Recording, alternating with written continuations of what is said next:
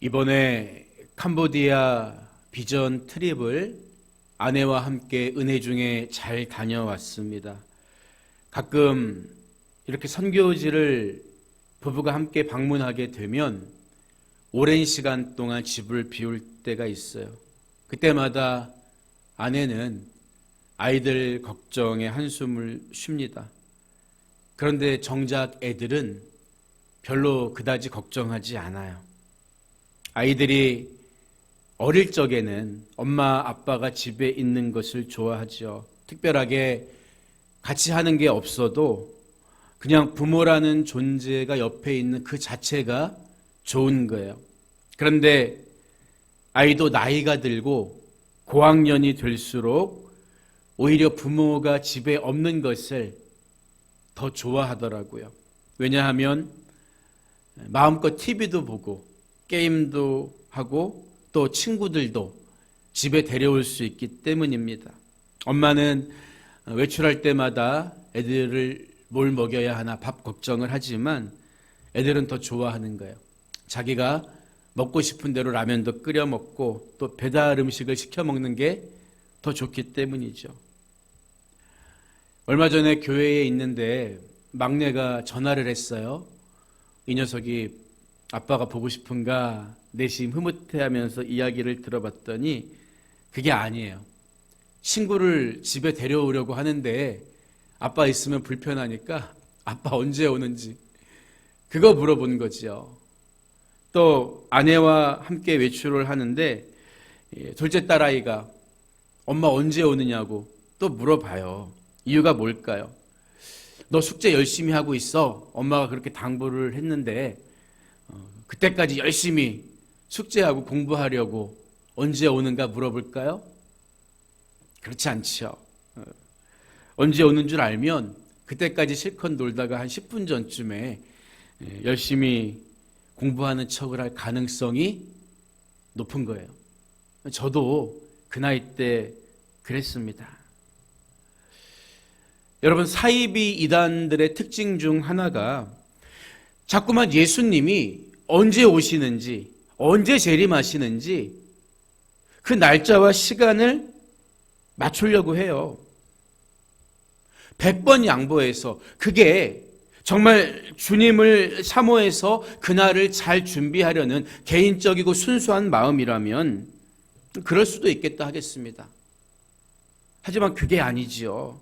그런 주장을 믿는 사람들을 이용해서 자기에게 복종시키고 재산을 갈취하고 심지어 자기와 입장이 다른 건강한 대다수의 교회들을 오히려 종말도 무시하는 타락한 집단으로 매도하는 사악한 짓을 서슴지 않는다는 거예요. 그렇기 때문에 주님이 언제 재림하시는지 그 날이 언제인지 이야기하는 사람들은 다 거짓된 가르침을 전하는 사람들이라고요. 우리는 오늘 우리에게 주신 말씀을 통해서 예수님이 언제 재림하시는지 그 날과 그 때는 오직 아버지만 알고 계신다는 오늘 예수님 말씀을 확실히 우리 마음에 새겨두어야 하는 것입니다. 예수님께서 이 땅에 다시 오시는 재림의 사건은 몇몇 소수나 집단을 위해서 은밀하게 일어나는 사건이 아니라 이 땅에 있는 모든 사람들에게 공개적으로 드러나는 영광스러운 사건이라는 거죠. 그래서 예수님은 오늘 본문 30절에서도 그때의 인자의 징조가 하늘에서 보이겠고 그때의 땅의 모든 족속들이 통곡하며 그들이 인자가 구름을 타고 능력과 큰 영광으로 오는 것을 보리라.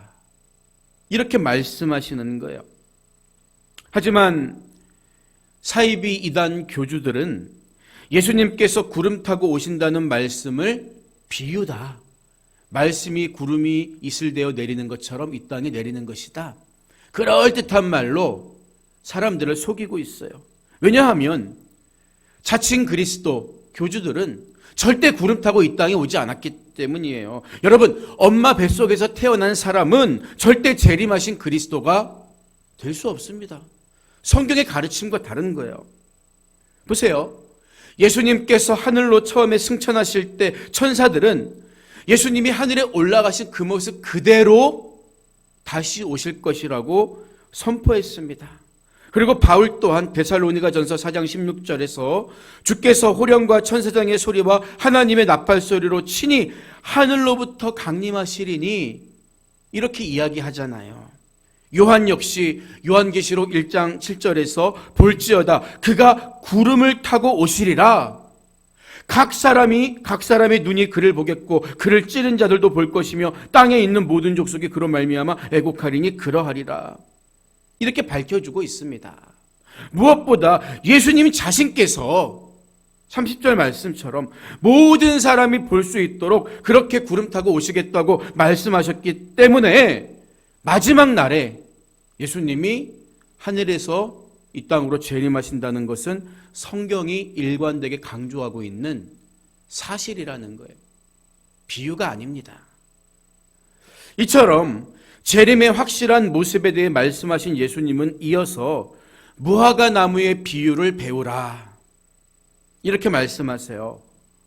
그런데 우리 한글 성경만 보면 이 말씀의 의미를 이해하기가 조금 애매한데 예수님이 무화과 나무와 관련된 어떤 특정한 비유를 언급하시는지 그렇게 생각할 수도 있기 때문이죠. 하지만 헬라어로 기록된 사본 원문을 직역하면 무화과 나무가 변화하는 원리에서 비유를 배우라 이런 뜻이에요. 따라서 이것은 무화과 나무와 관련된 어떤 특정한 비유가 아니라 무화과 나무가 피고 지는 자연의 이치를 통해서 배우라 이런 말씀으로 이해하면 그 의미가 쉽습니다. 예수님이 사셨던 이스라엘 지역은 지중해성 기후의 영향을 받았습니다. 예수님 말씀처럼 무화과 나무 가지가 연해지고 오히려 잎사귀가 돋아나고 잎사귀가 커지기 시작하면 그때가 늦봄에서 초여름으로 넘어가는 계절이라는 사실은 지중해성 기후에서는 매년 반복되는 법칙이었다는 거예요. 마찬가지로 지금까지 예수님이 쭉 말씀하셨던 마태복음 24장에서 쭉 말씀하셨던 종말의 징조들을 보면서 당연히 이제 정말 마지막 때가 예수님의 재림이 가까웠구나, 더 데이가 가까웠구나, 그거 깨달아야 한다는 말씀이죠. 이 땅에서 나라와 나라가 민족과 민족이 대적하고 곳곳에서 재난과 기근과 지진이 발생하고 무엇보다 자칭 그리스도가 여기 있다 저기 있다 넘쳐날 때 그때가 곧 마지막 때가 가까운 줄 알라. 인자가 문 앞에 서 있는 줄 알라는 말씀이에요. 우리는 지금 언제 예수님이 다시 재림하셔도 이상할 게 없는 종말의 때를 살고 있다는 거죠. 그게 무화과 나무에서 배우라고 하신 말씀의 의미입니다. 그런데요, 34절에서 예수님은 내가 진실로 너희에게 말하노니 이 세대가 지나가기 전에 이 일이 다 일어나리라 이렇게 선언하십니다. 이 말씀 역시 우리가 주의 깊게 들여다봐야 하는 구절이에요. 여러분, 보통 제너레이션, 한 세대는 30년에서 40년을 가리키는 기간입니다. 예수님의 오늘 이 예언이 주어진 시점이 AD 30년경이었는데 이로부터 40년이 지난 AD 70년에 예루살렘이 멸망하기 때문에 1차적으로 이 세대가 지나가기 전에 이 일이 이루어지리라, 이 말씀은 예루살렘 종말로 인해서 성취되었다고 볼 수도 있습니다. 그런데 지난 시간에 설명드렸던 것처럼 성경의 예언 속에는 다중적인 구조가 있다고 했어요. 마태복음 24장은 예루살렘의 멸망만 말씀하신 게 아니라 예수님의 재림으로 인한 세상의 종말까지도 그 예언 속에 포함하고 있는 내용이라는 거죠. 더구나 예수님의 말씀 속에 이루어진 모든 재앙과 징조들이 그 40년 동안 다 이루어졌다고 볼 수도 없습니다. 예언을 직접 들었던 1차 청중에 관한 말씀은 이미 이루어졌지만 완전한 세상의 종말은 아직 도래하지 않았죠. 그렇기 때문에 우리는 이 세대라는 말이 단순히 예수님 말씀을 듣고 있던 그 사람들만 가리키는 게 아니라 말세의 시대를 살고 있는, 언제 주님이 이 땅에 오셔도 이상하지 않은 그 종말의 시대를 살고 있는 시대의 사람들 모두를 가리킨다고 보는 것이 더 자연스럽다는 거예요. 즉 예수님은 사람들이 모두 죽고 지구가 멸망한 다음에 이 땅에 오시는 게 아니라 우리가 살고 있을 때 살아있는 우리들을 심판하기 위해 이 세대가 지나기 전에 내가 오겠다. 이런 의미로 말씀하셨다는 것을 이해해야 할 필요가 있다는 거예요. 그런데 문제는 1차적으로 이 말씀을 듣던 사람들은 이 세대라는 말을 자기들 시대에 한정시켰다는 거죠. 그러다 보니까 생겨난 문제가 뭐예요? 예수님은 30-40년이 지나기 전에 이 땅에 다시 오시나 보다. 그래서 임박한 종말에 대한 그 생각과 기대감 때문에 그런데 내가 현실을 열심히 살 필요가 있겠어? 그러면서 현실을 부정하거나 외면하거나 게으름을 피는 사람들도 생겨나게 됐다는 거예요. 가령 데살로니가 교회 성도들 중에 일부는 곧 그리스도의 재림이 일어날 것이라는 그 기대감 때문에 더 이상 내가 땀 흘려 일할 필요가 있겠느냐, 나태해진 사람들도 있었습니다. 그래서 바울은 이런 배경 속에서 조용히 자기 일을 하고 너희 손으로 일하기를 힘쓰라 이렇게 강조하면서 누구든지 일하기 싫어하거든 먹지도 말게 하라. 우리가 너무나 잘 아는 그런 유명한 이야기를 언급하기도 한 거예요. 여러분, 재림을 준비하는 참된 모습은 우리는 그날과 그때가 언제인지 모르기 때문에 현재의 삶의 자리에서 자기에게 주어진 일을 충성스럽게 감당하는 것입니다. 그럼에도 불구하고 사람들에겐 여전히 미래를 알고 싶어하는 그런 마음이 있다는 거죠. 그래서 누가 언제 예수님이 재림한다고 하면 솔깃해지는 거예요. 심지어 거기서 헤어나오지 못하는 사람도 있습니다. 여러분, 그런데 예수님은요, 본문 36절에서 그러나 그 날과 그때는 아무도 모르나니 하늘의 천사들도 아들도 모르고 오직 아버지만 아시느니라. 분명히 못 박아 말씀하셨다고요. 그날과 그때가 언제인지는 오직 하늘에 계신 아버지만 아신다는 거예요. 언제인지 우리는 절대 모르기 때문에 헛되이 일상을 내팽개치고 앉아서 종말만 기다리는 것은 올바른 그리스도인의 삶의 태도가 아니라는 거죠. 그래서 본문 40절 이하에서 예수님은요, 그때에 두 사람이 밭에 있음에 한 사람은 데려가고 한 사람은 버려둠을 당할 것이요, 두 여자가 맷돌질을 하고 있음에 한 사람은 데려가고 한 사람은 버려둠을 당할 것이니라. 이렇게 말씀하신 거예요. 여러분, 밭을 간다는 거는 한 해 동안 먹을 양식을 위한 노동입니다. 또 맷돌을 간다는 것은 그날 먹을 양식을 위한 필요한 노동입니다. 재분 기술이 없던 당시에 유대인 한 가정이 먹을 가루를 만들기 위해서는요, 여인이 서너 시간 동안 맷돌을 갈아야 했다고 해요. 1년치 먹을 거를 위해서, 하루치 먹을 양식을 위해서 내가 해야 할 노동을 멈추지 않고 있는 사람들에게 종말은 갑자기 찾아온다는 거예요. 즉 예수님은 종말에 건진받는 사람은 일상을 포기한 채 살아가는 사람이 아니라는 것을 다시 한번 강조하고 있는 거죠. 또한 그만큼 예수님의 재림은 아무도 모르게 도적같이 갑작스럽게 이루어지는 사건이라는 것을 암시하고 있는 거예요. 여러분, 우리가 기억해야 하는 것은 종말에 대한 징조는 어디까지나 징조일 뿐이라는 거예요. 인간은 하나님의 때를 다 알 수 없습니다. 그래서 심지어 성자 하나님이신 예수님께서도 시간과 공간의 제약을 받는 인간의 몸으로 오셨기 때문에 본문 36절 후반부에서 아들도 모르고 오직 아버지만 아시느니라 이렇게 말씀하신 거지요. 그런데 어떤 사람들은 이 구절을 자기식대로 해석하면서 아들도 모른다고 했기 때문에 아들과 아버지는 격이 다르다, 이런 주장을 하기도 해요. 그런가 하면 특정한 성경만을 강조하는 어떤 사람들은 다른 번역본에는 이 구절이 빠져 있다고 하면서 이 말씀 자체를 부정하려고 하는 사람들도 있습니다. 여러분, 하지만 이것은 예수님의 신성을 부정하는 구절이 아니라 오히려 인성을 강조하는 부분으로 인정해야 하는 거예요. 왜 예수님이 겟세마네 동산에서 자신이 하나님임에도 불구하고 아버지께 기도했습니까? 자기 자신에게 기도한 게 아니에요. 인성을 가진 인간의 몸으로 오셨기 때문에. 그래서 예수님은 여기서만 아버지의 고난을 강조하신 게 아니라 부활하신 후에도 제자들에게 사도행전 1장 7절에서 때와 시기는 아버지께서 자기의 고난에 두셨으니, 다시 한번 종말에 대한 모든 고난이, 일체의 고난이 아버지께 있다는 것을, 인간의 몸으로 오신 인자가 아니라 아버지께 있다는 것을 강조하셨다는 거예요. 다만 그때는, 부활하신 후에는 모른다고 하시지는 않으시죠. 중요한 것은 예수님의 일관된 말씀은 그날과 그때에 대한 주권은 오직 하나님께 있다.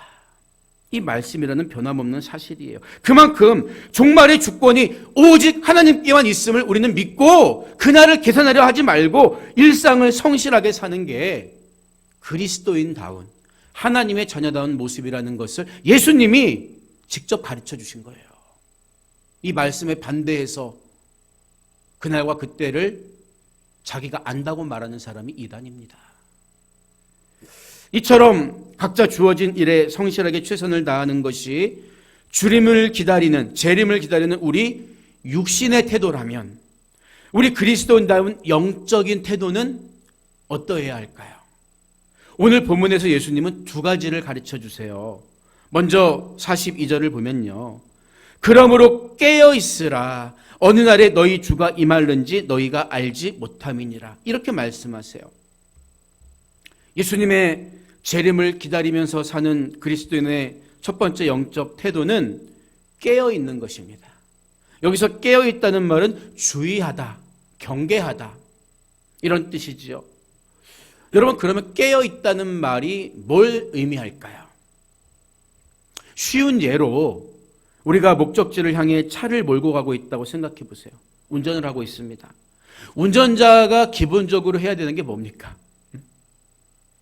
운전면허 학원에 가면 제일 먼저 뭘 배웁니까? 전방 주시예요, 주시. 전방을 주시하려면 눈을 부릅뜨고 있어요. 깨어 있어야 하는 것입니다. 눈 감고 있으면 안 돼요. 여러분, 음주 운전보다 졸음 운전이 더 무섭다는 거 아시지요? 졸음 운전이 음주 운전에 비해서 사망률이 약 1.7배가 높다고 해요. 거의 배 이상 더 많이 죽는 거예요. 왜 그럴까요? 졸음 운전은 대부분 차가 빠르게 목적지를 향해서 가고 있는 중에 발생하는 사고이기 때문이에요. 빠르게 달리고 있는 내 차가 차선을 이탈하는지, 앞에 차가 갑자기 급정거를 했다든지, 아니면 신호등이 멈추라고 하든지, 또 옆에서 차가 끼어드는지, 내가 눈을 뜨고 깨어 있어야 바라보고 대처할 수 있는 거예요. 깨어 있지 않으면 대처하지 못합니다. 사고 나는 거예요. 생명을 잃어버릴 수도 있는 것입니다. 마찬가지라는 거죠. 우리가 영적으로 깨어 있지 못하다면 내 신앙을 무너뜨리기 위해서 악한 마귀의 괴계가 어떻게 다가오는지 알아챌 수 없어요. 하나님이 멈추라고 할 때 멈춰 설 수도 없습니다. 죽을 수밖에 없는 거예요. 말씀과 성령의 능력을 힘입어 대적할 수도 없습니다. 졸음운전하다가 우리 육신이 사망에 이르는 것처럼 영적으로 깨어있지 못하면 자다가는 우리 믿음을 빼앗기고 마는 거예요. 그래서 우리는 내 영적 생활을 지켜주기 위해 말씀과 기도 생활을 게을리해서는 안 되는 거죠. 계속해서 예수님은 44절에서 이러므로 너희도 준비하고 있으라. 생각하지 않은 때에 인자가 오리라. 이렇게 말씀하세요. 예수님은 지금 반복해서 그날과 그때는 아버지께서만 하신다는 말씀에 대해 강조하고 있는 거예요. 42절에서는 너희가 알지 못하니까 깨어있으라고 하셨고, 44절에서는 너희가 생각지 않은 때에 오시기 때문에 준비하고 있어라. 반복해서 제자들에게 들려주고 있어요. 믿지 않는 사람들을 향한 말씀이 아닙니다. 나는 주님의 말씀을 받았고 하나님의 백성이라고 생각하고 있는 너희들도 그날과 그때는 모르니까 깨어있고 준비해야 한다. 이렇게 강조하고 있는 거예요. 예수님 재림을 기다리며 사는 또 하나의 올바른 영적 태도가 준비하는 거죠. 깨어있고 준비하는 거죠. 여러분, 준비한다는 것은 쉽게 말해서 내가 영혼의 때에 하나님 앞에 섰을 때 이 땅에서 주를 위해 어떻게 살았는가 대답할 말을 준비하라는 거예요.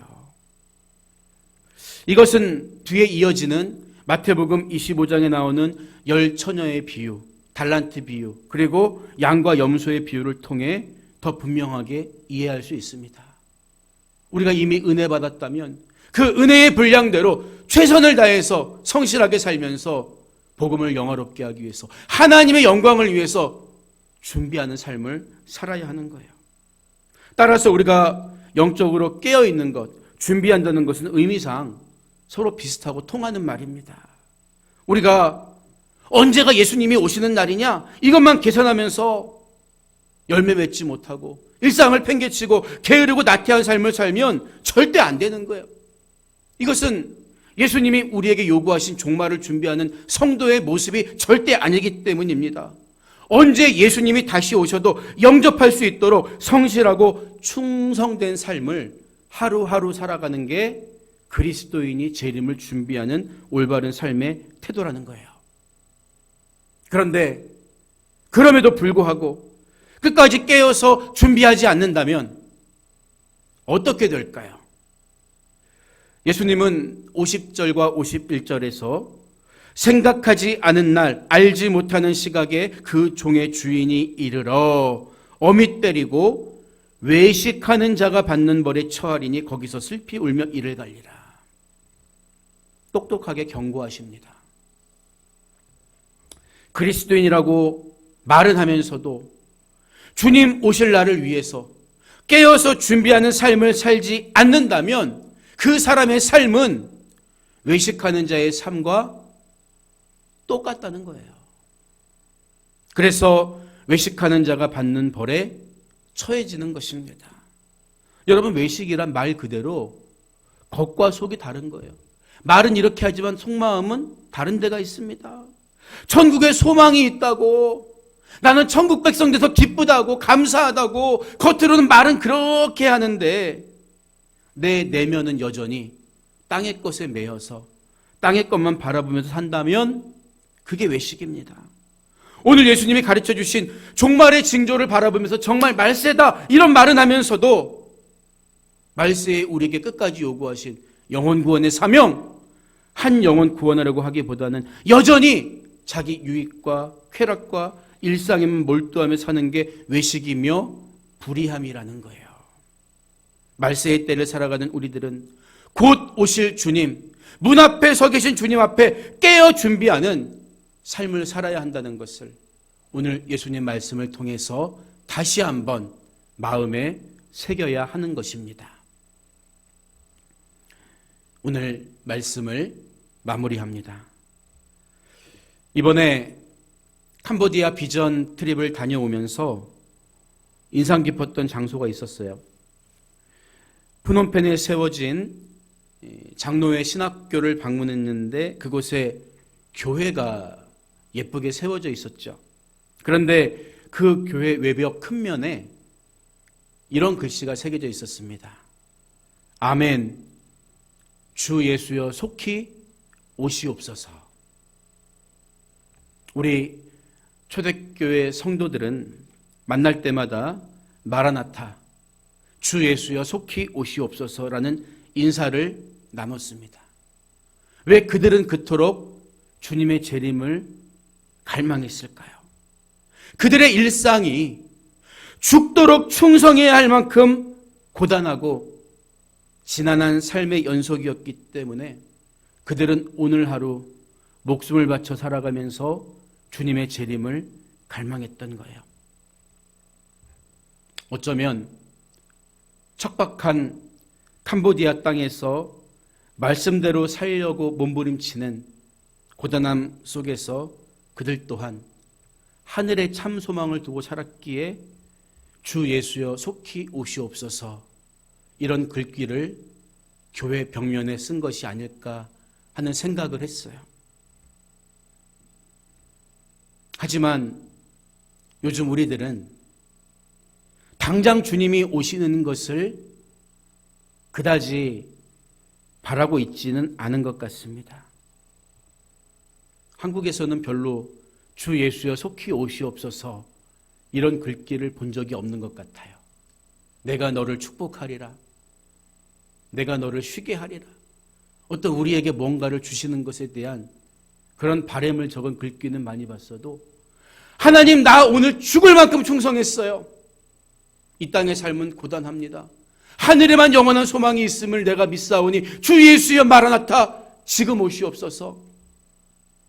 이런 영적 긴장, 영적 바람이 점점 사라지고 있는 것 같아요. 왜일까요? 주님이 오시면 내가 놓고 가야 할 그 무언가가 너무나 좋아 보여서, 그것이 더 소중해 보여서, 정말 좋고 정말 바라봐야 할 것이 무언가를 볼 수 있는 우리 눈이 어두워져 가고 있기 때문은 아니겠습니까? 여러분, 그러나 곳곳에서 이어지는 전쟁과 기근과 재해와 끊임없이 나타나는 거짓 선지자들은 우리가 지금도 1초 1초 종말을 향해 달려가고 있다는 사실을 무화과 나무의 변화처럼 우리에게 보여주고 있습니다. 우리는 오늘 예수님 말씀처럼 깨어 준비하는 삶을 살아야 합니다. 외식하는 신앙인이 되면 안 되는 거예요. 우리의 참된 소망은 땅에 있는 것이 아니라 썩지 않을 하늘에 있음을 항상 기억하면서 마라나타 주님을 기다리는 참된 신부의 믿음으로 살아가는 여러분 모두가 되시기를 주님의 이름으로 간절히 축원드립니다.